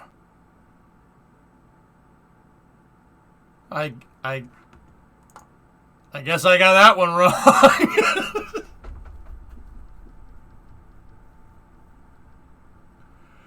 I award you no points, EJ. Yet may God have mercy on your soul. I don't know why they would do that. That's well, and when I say I actually don't know, I'm not saying that from a position like, oh, I don't know how they would do that. I wouldn't do that. No, I don't understand why you would do that. Like, maybe he just explained it, but why would you redesign the valves? Why would you introduce new valves that were not baseline valve? That's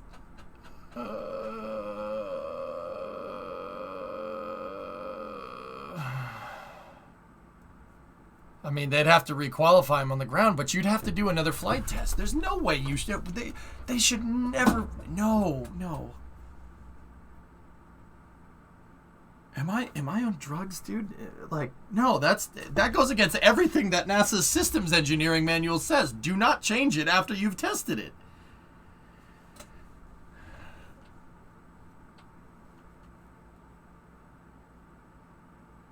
All right, you know what? I'll take the L. I'll take the L on that question, but I do not understand why I'm taking the L on that question, but I'll do it.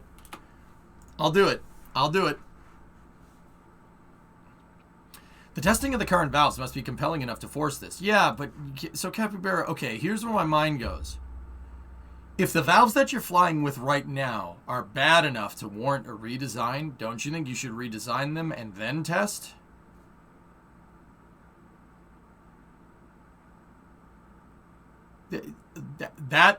That's what you should do.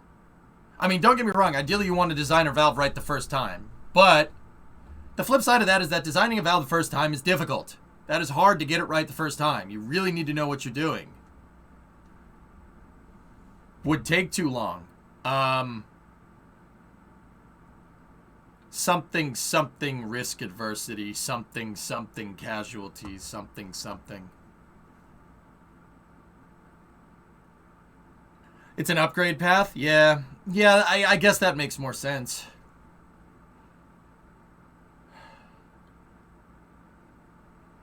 I bet NASA and Boeing agreed on a Band-Aid and get Starliner Liner. Yeah.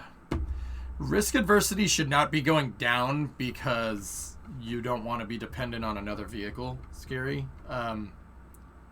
Like, I'm not trying to play the high and mighty card here. If NASA thinks that a redesign is warranted and Boeing agrees with them, that is what it is. However, I would be remiss in saying, like, dude, I've been busting through that systems engineering manual, and once again, that doesn't make me an expert. I'm just some guy. Like, I'm just some guy with a Lockheed shirt on. Like, that doesn't sound right to me. But when I say I don't understand, I'm not saying it from a position of, like, willful ignorance. Oh, I don't understand why you do that. I wouldn't design my spacecraft this way. Like, yeah, my fake spacecraft in Kerbal Space Program. Like, that's not what I'm saying. I'm saying I don't understand the reasoning here. Like, I don't understand and I want to learn. Not I don't understand because I know better. You know what I mean? Because I don't. Like, that is not a thing. Yeah, that's right, Scary. That's true. All right. Why would Boeing care about Atlas V Starliner? They only made 3 capsules. I don't know who's talking about Atlas V username. You are, not anybody else here, nor the press conference. So I'll take the L on that one. And, yeah, we'll go from here, I guess. And I really don't have anything to add what Mark said. You know, now that we understand root cause, we understand the factors, we'll go look at, participate with Mark and the team and see what areas, as Mark talked about, could we go enhance the valve with different materials, a different way to seal it, those sorts of things. So NASA's heavily engaged in participating. Interesting. Okay. Our next question is Jeff Faust, Space News. Okay, let's see. Good afternoon. Question probably for Joel. I think you've talked about having Starliner at the station for 5 to 10 days. I wanted to confirm if that's the case, and what sort of factors like landing site weather would drive the decision for the length of the stay at the station and the undocking and return. Thanks. They said in the press question a second ago here, they said in the opening statements that that duration on the space station is contingent on landing time as well as launch time. And if I'm understanding how this works right, ideally you would want a good baseline.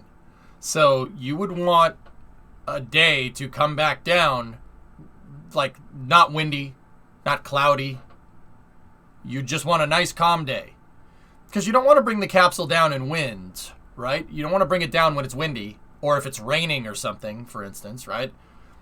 You don't want to bring the capsule down like that and have that as your baseline. Because then the water may have been the reason, the water in the atmosphere may have been the reason why it worked. So you could bring it down in dry weather and then it might not work. You want to get a good baseline. And ideally, 2 things here. That baseline should reflect the landing conditions from the OFT-2 or OFT-1 mission and the pad abort mission that was done at White Sands. Both of those capsules landed in the same spot. If I just for the record, and that's where OFT-2 is supposed to land as well. White Sands Missile Range in New Mexico. That's their landing site. The pad abort that was done at White Sands landed there. The OFT-1 test, after they salvaged the capsule's orbit, it landed there as well. I don't know, Flip Up. Maybe sometime next week. So. I lost my train of thought, dang it. Flip Up, you mentioned trains. So you would ideally want this capsule coming down in the same exact weather conditions from the pad abort test and the OFT-1 test. And then on top of that, that should correlate with your test, with your data analysis, or with your original analysis. So if you say that the capsule should be fine landing in clear conditions, and then you go and test it in clear conditions and it works, then you're good. You'd want something that correlates with that data so you could discover a trend and make sure that you understand what type of vehicle that you made. So basically you'd want to baseline it you'd want to baseline the landing in the same conditions that were done during the pad abort or the OFT-1 landing, and make sure that corroborates your analysis, right? And that will I'm not sure if that's going to determine the length on the length of stay on the space station, but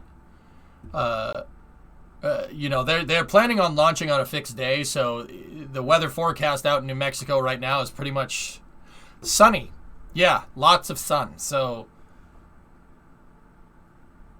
I think the duration of the mission depends on the landing. It depends on how good the weather is at where you're landing. Hey, Chaos, what's going on?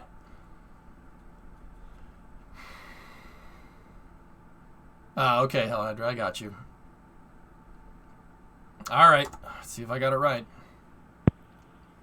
I'll start, and then I'll hand over to Steve, and he can give you all the details on the landing. It's a minimum. We're looking at somewhere total mission duration, probably 5 to 8 days, and we'll be looking at landing. There's some minimum requirements that the teams are going to want to get done with the vehicle after it's docked to the ISS. We have some cargo, like I said, that was delivered, and then we have some cargo we want to install in the vehicle. Plus, we'll do some testing with the vehicle on orbit, just to, some communication paths, and just basically checking out the vehicle. And then the commercial crew guys will be looking at weather at the landing site, working with the Boeing team, and picking a good landing date. And let me hand it over to Steve.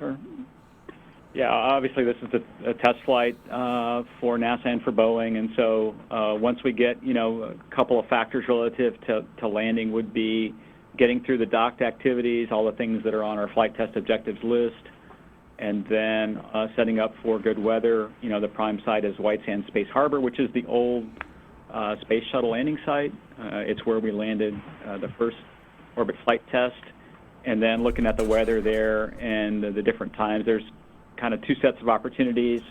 One's kind of an ascending trajectory into White Sands with kind of an evening landing when winds in the desert can be problematic at that time, and then there's a set of descending passes maybe 2 days later that would be a night landing. And so when we get a little closer, we'll weigh the weather. Obviously, with the new spacecraft, we want to be very cautious about the weather conditions, and so we'll look at that and evaluate it and then make the right call on the weather.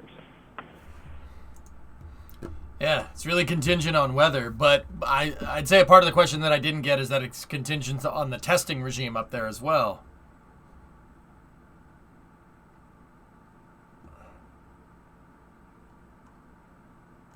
Huh. I'd say that I said that the weather is more contingent on anything. I'll give my. What do you guys think? Should we just round it up to 2 out of 5? I don't know. I would say that I got that question half right. Half right is about correct. So go 2 out of 5. Okay. 0. All right. Okay. Next question. I'm 2 out of 5. Not doing too well. Not doing too well.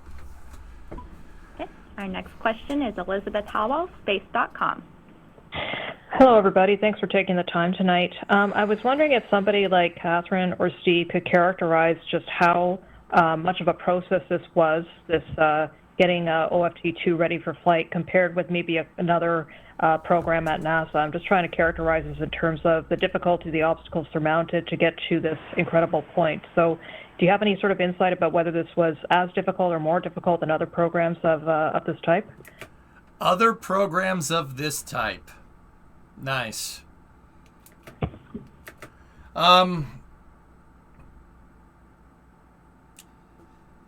They'll probably say something along the lines that all programs are difficult. All programs are difficult. It's spaceflight. Spaceflight is difficult. This one has been a little bit of a challenge, but all programs are difficult. I'm gonna go ahead and say they're gonna say something like that. Hashtag other programs of this type. All right. Because NASA doesn't want to say like, oh, this was harder, the other capsule's easier. This might be a gotcha question, so keep in mind. They wouldn't do that, Hellfish.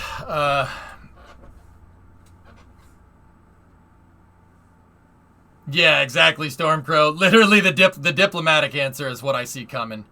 You can have a change to the baseline if there's an engineering reason to change it. It depends on the risk analysis and risk matrix and consequences of hardware failure. The new valve design will have to be qualified for flight, verified, and validated. Yeah, Novus, that's why I said I don't think they're going to change them, because why would you fly at all right now if you're going to change it?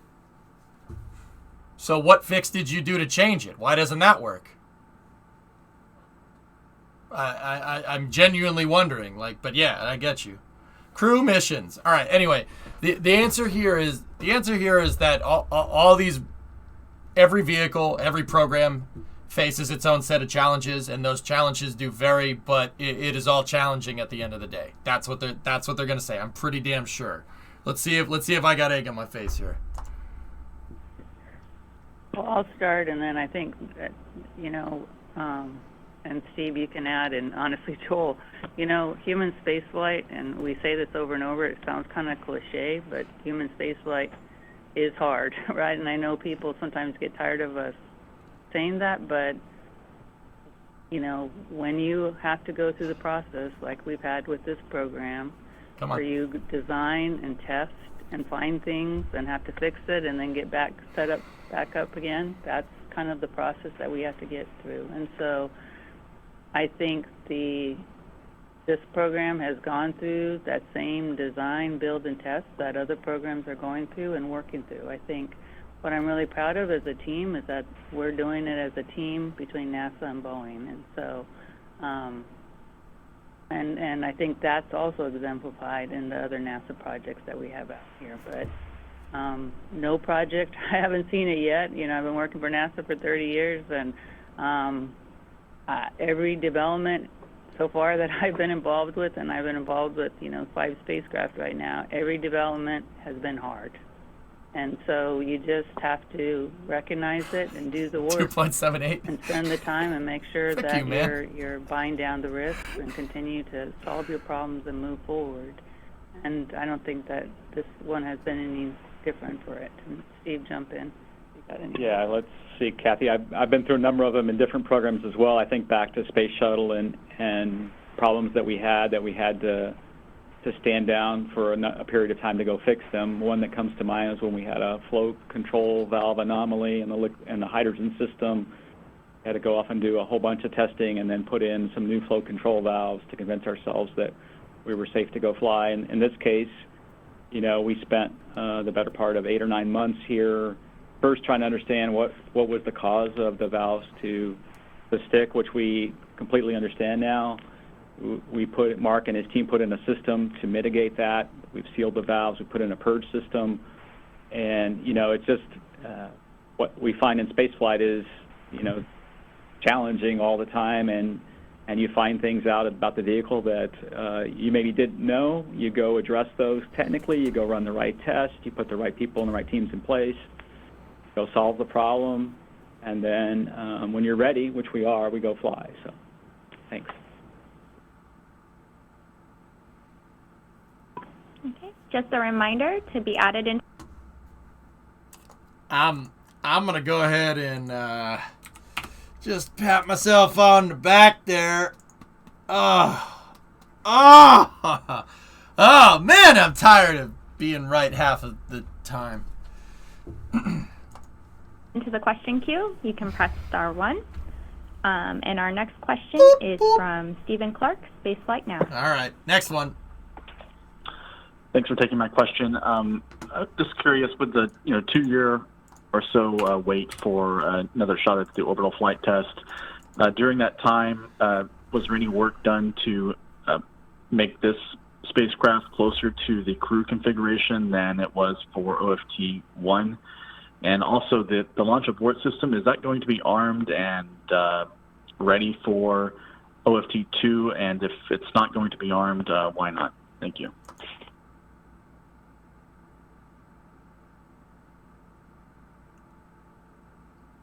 Yeah, Novus, I got you. It is some kind of bingo. Thomas, the OFT-1 capsule was a Starliner. I don't think they did a similar testing regime to like Orion, where they're going to take parts off of the first capsule and put it on the second capsule. I'm pretty dang sure that was it. Like it had it didn't it have like a flight mannequin in it or something? Or am I remembering another test flight? They had a anthropomorphic test device inside of a spacesuit on that capsule. I'll go ahead and give EJ a 0 on this one. There was a doll in there, should be on OFT-2 as well. So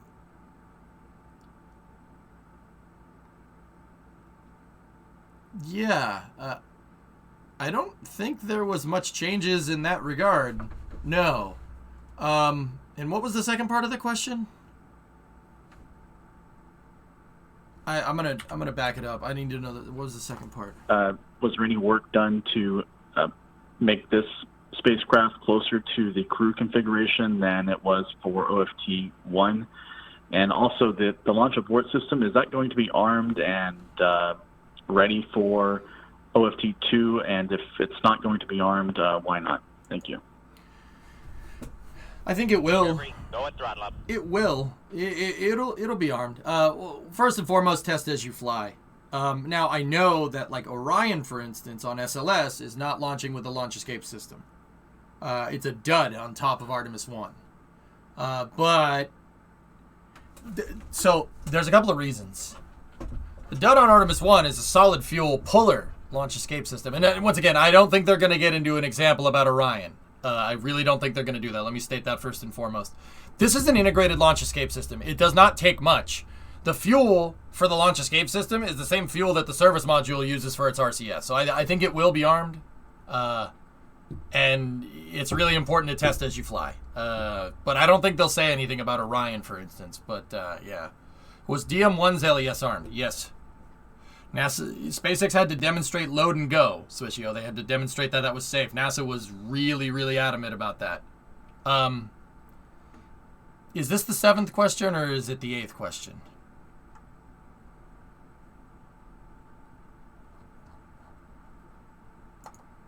I forget. It is the 7th. Okay, cool. So I think that the configurations are going to be as close as possible, and I think the LES is going to be armed. I'm pretty damn sure. All right. Yeah, this is Steve Stitch, Commercial Program Manager. I'll have to think back of the things that we've changed or over the last 2 years and make it closer to a crewed flight vehicle. First of all, for aborts, the launch, the abort system is going to be enabled. So the Atlas vehicle has a system that can detect problems. We flew that in a monitor mode on OFT1. That worked fine. So for this particular flight, all the aborts for Ascent are enabled. The service module has the 4 launch abort engines on board for this flight, so it's very much the same as a crewed flight. This service module is exactly the same one we'll go fly. Same kind of design will go fly on the crewed flight test. It's a lightweight service module, which has been planned for many years, so it's the exact configuration will go fly. And then if I think about things that were upgraded that are closer to a crewed flight, we added a cover for the docking system on this flight that will fly on the crewed vehicle. We've improved the hatch seals. That'll be the same as for the crewed flight test.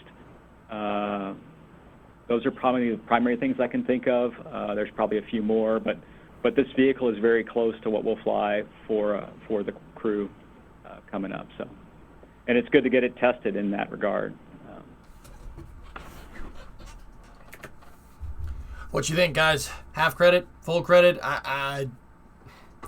Test as you fly was the gist of that, and that's basically what I said. 0.5 since you said test as you fly. Lost a half point because it's a live system, apparently. Huh? Wait.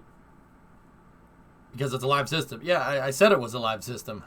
I said, dude, the launch escape system has been enabled every time Starliner has flown in the past. 0.25 because you got ugly. Well. You're half right.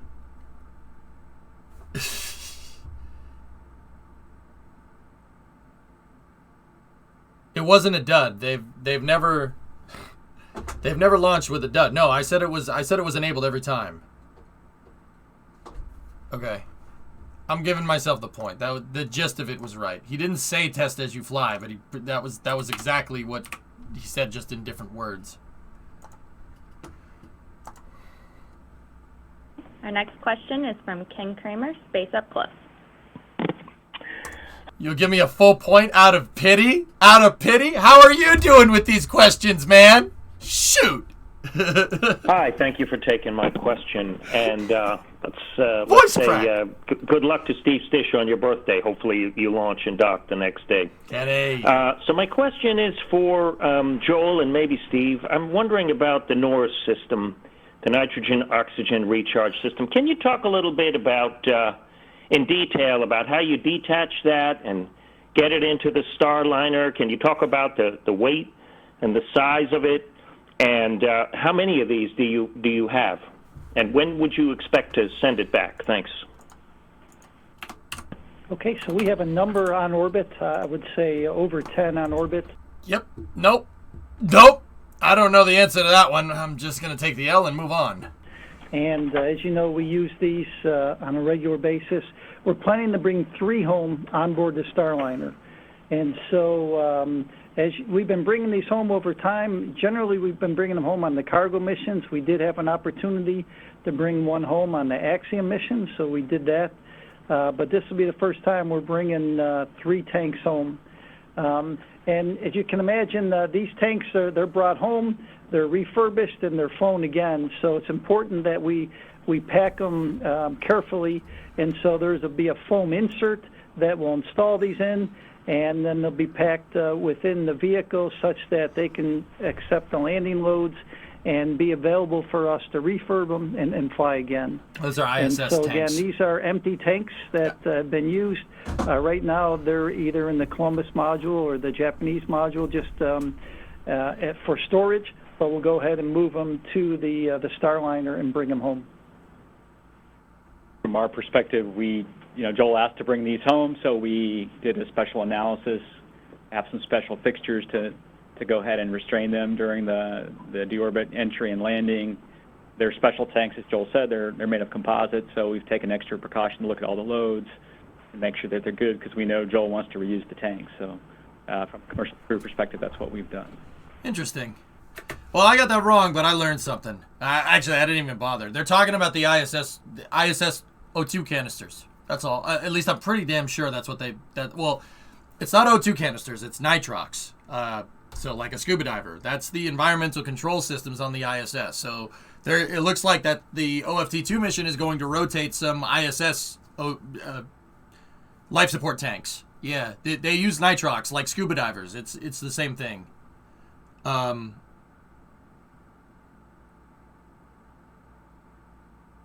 So yeah, I'll take the loss, but I learned something. Our next question is Jackie Waddle, CNN. Hi, thanks. So question for Steve or Mark, just to follow up on Michael's question. Can you tell us a little bit more about when exactly the decision was made on the short-term versus long-term adjustments to the valve design? And can you give us more detail into exactly what those are, what the changes are? Okay. So they probably made the decision based off of the fault tree analysis. Now, exactly when that was is probably more or less when the fault tree analysis completed. In terms of what was going to be redesigned, well, they had gas protrusions inside of the valve. Basically, gas was getting inside of a sealed valve and causing it to rust from the inside out. So I don't know at what point exactly. I think someone said it in chat, but the intrusion point is what they're going to redesign, if anything. Yeah. Still wasn't sure that I knew about the redesign valve, but hey, whatever. Let's go. So the beginning. So we started the troubleshooting, got through the fault tree, and determined that we had some nitrates in the system which were causing, you could call it corrosion, and that ended up binding up the valve. So that's and we took valves out so that we could tear them apart to see if that was existing inside the valves. It was. We did testing, validated that with moisture and the nitrogen tetroxide and the aluminum valve body, that between those three, these nitrates can form. So we had to look at what can we do in the near term to get the service module back into service, and then there may be a longer term solution that we want to go and investigate. So the immediate fixes were to provide a purge system to the area so that moisture doesn't get into the valve. It doesn't get into that area, and that purge system is nitrogen purge with like a baggie around it. What? Come here. So that's the immediate Give me 1 second. mitigation. That's one of the immediate mitigations. We'd also in the testing found that there was an area where moisture could get inside the valve. And so that area was sealed off so that no moisture. All right. I'm giving myself the win. I got that question right. I want to go see what Brimo wants. I need you like right now. Okay. I'll be right back. 1 second. Be right back. 1 second. Here. Give me 1 second. You can listen to Home Depot music. Be right back.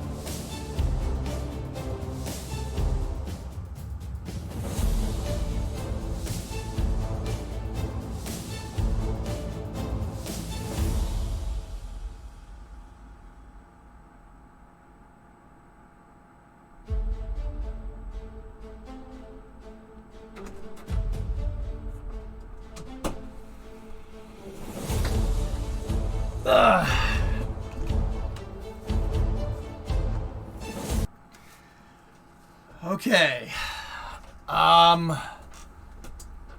Fellas, I know we're in the middle of the, everything okay? Yeah. I know we're in the middle of the, we're in the middle of this press conference, but,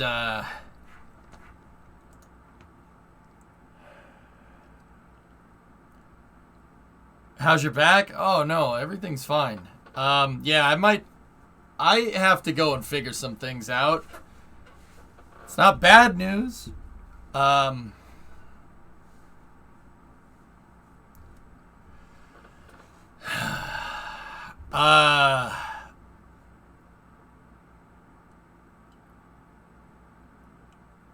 You're getting evicted? No. I'm trying to say it in a way that makes, because I'm still learning this. This is a process. Hey, Excessum, what's going on? So, we didn't get it, not yet. The house, I just talked with their realtor and my realtor. That's what's going on. We gotta talk to some people about some money things. Let him leave. Yeah, that's basically it, dudes. So the quick answer is that they like the offer. We need to check it. Now we need to check into some things. So yeah. I just got to check into some things. The short story is that this the offer that they like is gonna stretch us to the brink, basically. So yeah, we gotta go make sure our money's in line. So it's not good news, but it's not bad news either. So we were in that press conference. There is other space news around, dudes, but yeah, I gotta go get some stuff figured out. So I will be back a little bit later tonight, and I'll keep you guys updated. Will the garage fit your Warthog? You could fit a semi truck in there, man. It could fit a